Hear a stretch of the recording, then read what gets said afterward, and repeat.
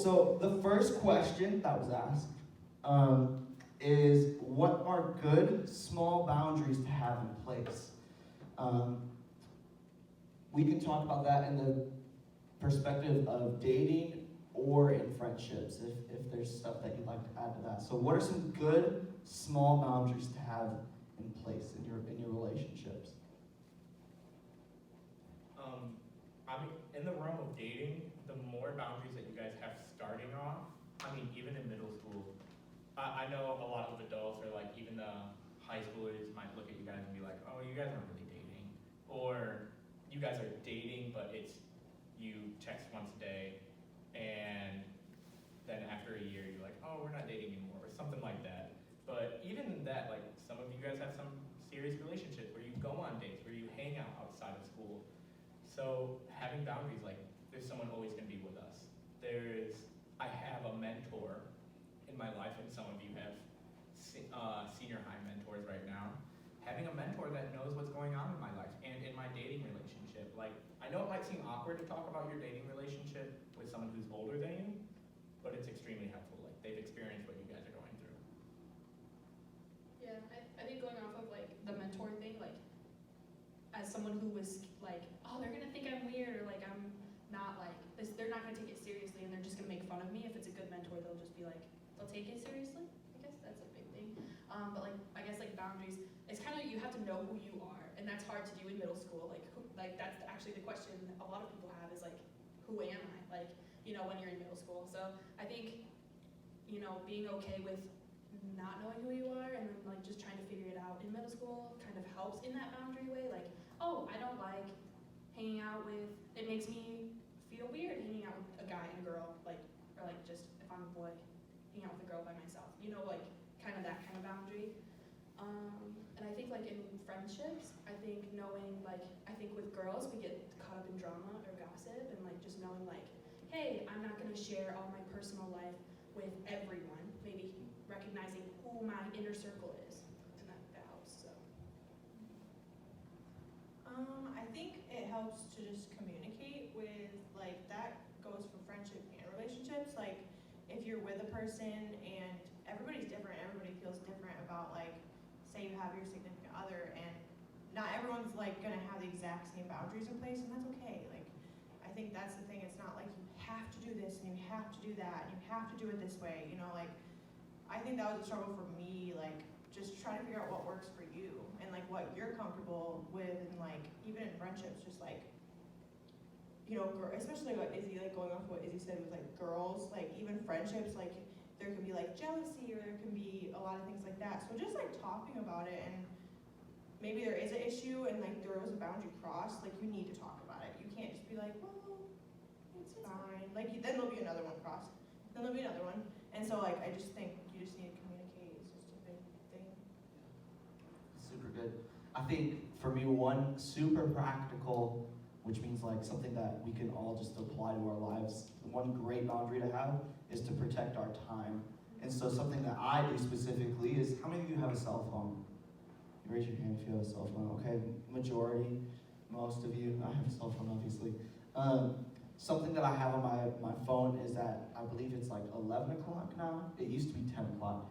I get 0 notifications through my phone. So essentially saying, even if I'm up and it's 11 o'clock at night and I'm doing whatever, I'm not getting texts, I'm not getting phone calls, I'm not getting anything. Now, I have a certain setting where if my mom was to call me, it's a pretty important one, right? It would go through, but for everyone else, like my time is my time, especially like my sleep time.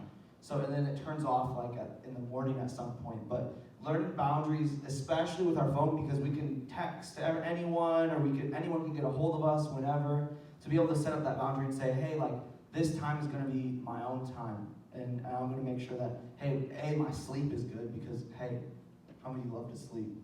Are you guys at the age where you like to sleep yet? Okay, good.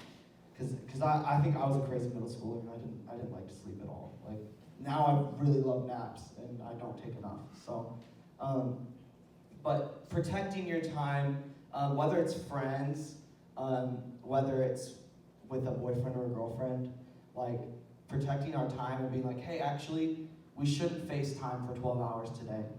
it's probably a bad idea. It's a pretty good idea. You know, my mom was saying this, and because she's a boomer, and she's old, you know, and she was like, you can tell I said that for those of you who know her too. And she was like, back whenever like we would like date, if someone broke up with someone, you just would be done. It's over. Like you just don't know. And so, on that same line, back in her day, like literally, you would like call someone and then hang up, and then you'd probably not see them for the next few days, or you'd see someone at school, and then you literally wouldn't talk to them until the next day. And if they weren't at school, you'd just be like, I wonder why they aren't here. And then you move on with your day. Now, I mean, someone doesn't show up to school and they're your friend, what are you doing? Calling them, texting them, hey, why aren't you here? You're stalking their location on Snapchat, whatever it is, you know? So disconnecting yourself and being like, obviously, if it's a friend you're like worried, you're like, whoa, like, where are they? Like, I'm actually kind of worried. Checking up on your friend is a great thing to do, and I think they'd appreciate that. But knowing that, hey, just because I don't have someone here right now doesn't mean that I need to know what they're even doing. Just a practical time boundary, super easy. So, do we have anything else to add to that? Yeah. Yeah, so like, you guys are growing up with phones, you guys are growing up with, I mean, advanced technology that, I mean, we grew up with. Like, this was the new stuff when we were growing up. Kind of like what? I remember the slide phones. Yeah. Yeah, that's So we kind of remember what was to us old, but I mean like Mindy new. But like your life is starting to revolve around this, but you don't have to let it. Your life is your life, and it's supposed to be one that's dedicated to Christ, not to your phone. And it's so easy because I grew up in a generation and I grew up with my life being my phone. And you can so easily message someone. You can so easily just message a girl, or for girls to message a guy late at night, and nothing good happens late at night on a phone. So setting those boundaries with your phone, I know it seems dumb and childish to you, and I thought this too when I was a middle schooler, but let your parents set your settings on your phone, because they are wiser than you.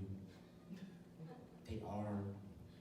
So let them be able to see what's going on in your phone. Let them create restrictions on your phone, because it just takes a split second to make a dumb decision. That's good. All right. Question number 2 would be, how do you know when God is telling you to let a person go?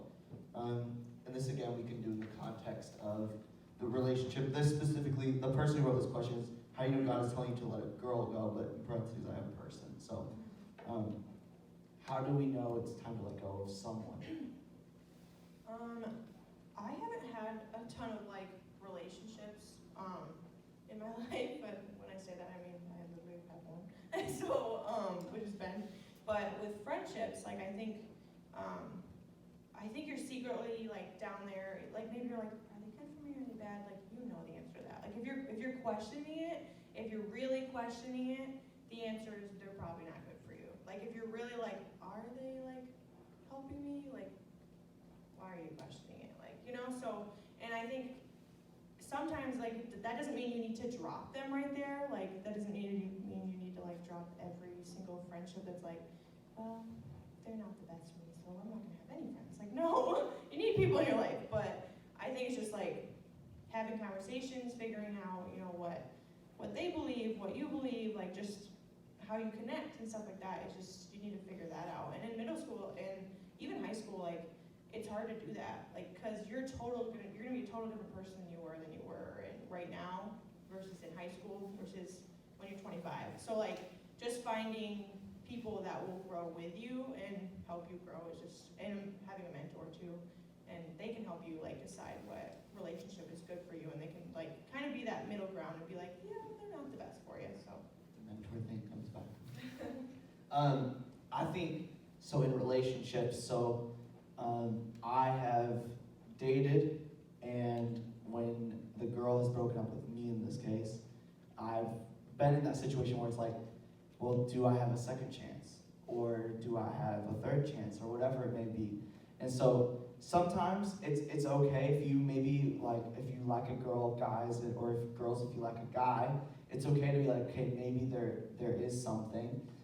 It's all dependent on the situation. So having a mentor, someone to talk it through with, more than just friends, because I guarantee all my friends back in the day would be like, just go for the girl, just go for the girl, where sometimes it's like, actually, this is a blessing that the girl has broken up with me, or that the guy has broken up with me in this situation, like, because maybe they weren't the best for me, maybe they were causing me to make bad decisions, or causing me to think, am I enough, and questioning my identity and who I am. So having someone in your life like a mentor is super helpful. And if you find yourself so worried about a person, more worried that if you find yourself more worried about a person, like if I was, so let's say I was into a girl and she broke up with me, and I'm constantly thinking about her, it's not very healthy. If you think about the person more than you think about yourself or God, I think that's a key sign to be like, hey, maybe I need to dial it back and let go of that relationship. So, in the realm of friendships, because they kind of hit pretty solid on relationships, but in the realm of friendships, like, if you're a different person than you normally are, or who you like to be when you're around them, and that's a real thing, like when you're around your school friends, or you're around the friend that you grew up with, and you, in your head, you're like, oh, we're best friends, but you act like a completely different person who can maybe be a little rude, or you might say some things that you might not normally say, or you say stuff that you might not want your parents to hear. And you start realizing that, like, take evaluation of your relationships with your friends. Like, are they helping me be a better person? Are they helping me grow closer to God, or just be a kinder person? And if they're not, just say, hey, I just might need to take a step back. And I mean, they might have more to say on like how that's done in a healthy way too. But yeah, evaluate your friendship. It's not a bad thing to do, not at all. Yeah, that's really good. Personally, I'm a vastly different person than I was in middle school till now. Like, I hope everybody, when you guys get to 20, are vastly different than you are now. Like, growth is good. But for me, I remember just distinctly, like in middle school, there was a bunch of friendships that were like, we literally ended by literally arguing and fighting in hallways, like, and like, so in the realm of friendships, I like have learned now that like it's okay if a friend doesn't want to be friends with you. Like, you know, you're in control of how deep that goes, like personally hitting you. And so I think for me, it was like realizing now that like we can only have so many people in that inner circle. And like, I think that's where the boundaries part comes in, because like, if you don't let everybody into your whole entire life, then the likelihood of it hurting when somebody walks out, or like having to let somebody go, you know, I think that kind of just hits that. So that's all. Thank you. yeah, that's good. The next question will be, how do you avoid building a foundation with someone that you don't want to have, or, hold on, time out, this is a really long question. How do you avoid building a foundation with someone that you don't want to, while still loving on them with God's intent? So how do we as Christians, maybe there's someone who's a bad influence, but we want to love them, we want to be friendly, but how do we not make them have high stakes in our life? I think it's just like, that's where like leadership can like play its role to like, maybe they are somebody you really don't want to be around and that you shouldn't be around. And I think for that, like, you can just be a leader, and maybe, you know, I don't know, maybe they don't go to church or something. You can invite them to church once in a while. That like, just because you invite them to church doesn't mean you're BFFs. So you can invite whoever you want to church. So like something like that, or I think just showing them, like walking the walk and showing them is the best way to do that, like, in my opinion. I think the big thing is like, if they walk into a room, how are you changing? Like, if they walk in and you're like, oh my gosh, I can't believe they just walked in here. And then you're like, now you're not even being like who Christ called you to be. I think that's the big thing. And yeah, I think that's like the big thing. Just knowing that you you are the one, and God is the one who sets the temperature in the room for yourself. So, yeah. Yeah, I think everybody in this room, you know somebody at your school, or you know somebody in your family, or you just know someone that you've seen maybe it's here, and you just know that you don't really want to become friends with them. And a lot of the times, if you're not friends with them, it can be that you want to exclude them, you don't want to talk to them, or you just don't want to be nice to them, you just want to be like neutral. And because your thought process is, if I show kindness to them, then we might become friends.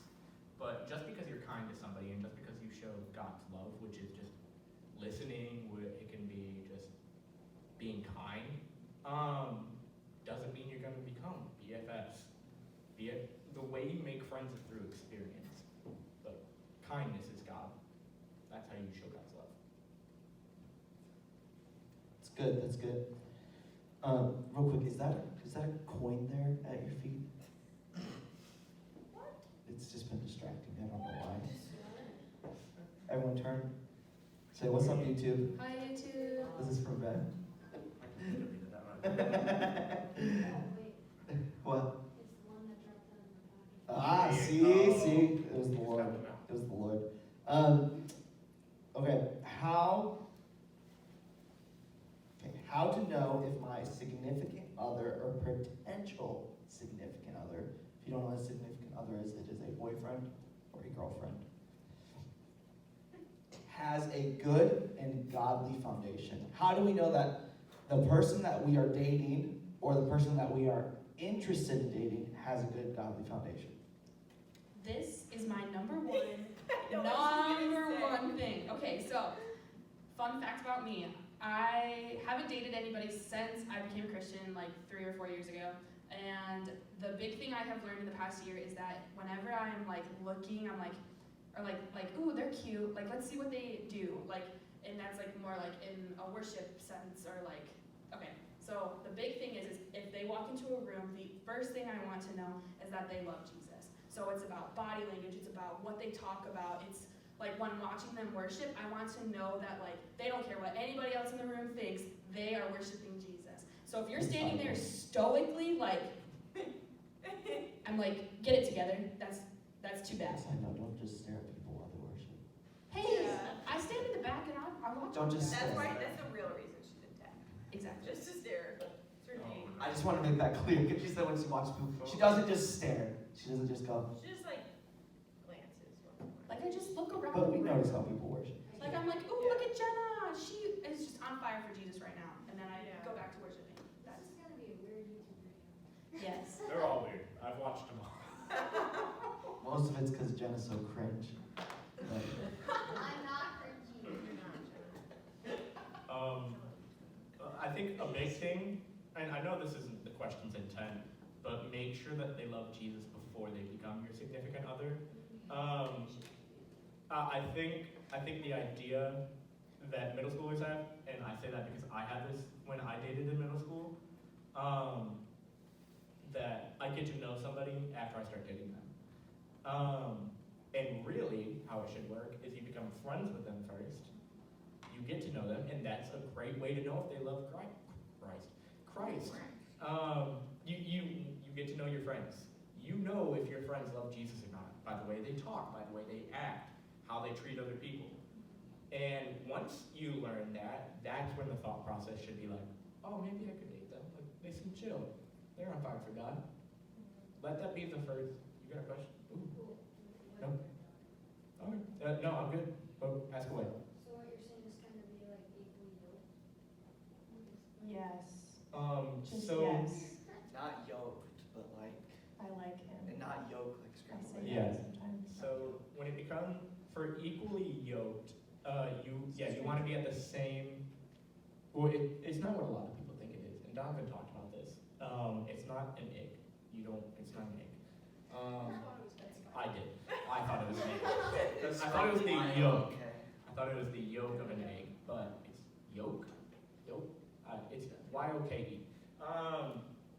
But it's where to make sure that you guys are at the same same place with God, or similar, pretty close. Like you are both pursuing God, and So once you guys are in a relationship, and this can go for friendships too, you guys are both putting the same effort into the relationship for God. Can you repeat the question? How do I know, or how can I figure out if my significant other or potential significant other has a good and godly foundation? So going off of like equally yoked, I think like you don't have to be like at the same like level. You can be at like different levels because like everyone grows differently and that's okay. But it's like the question is, are you still growing? Like, are you constantly growing? Like, are they going backwards? Are they staying the same? And like, you're not always every single day gonna like every day go higher. But like, if they're at the same level for a year, you're gonna be like, yeah, that's a problem. So you just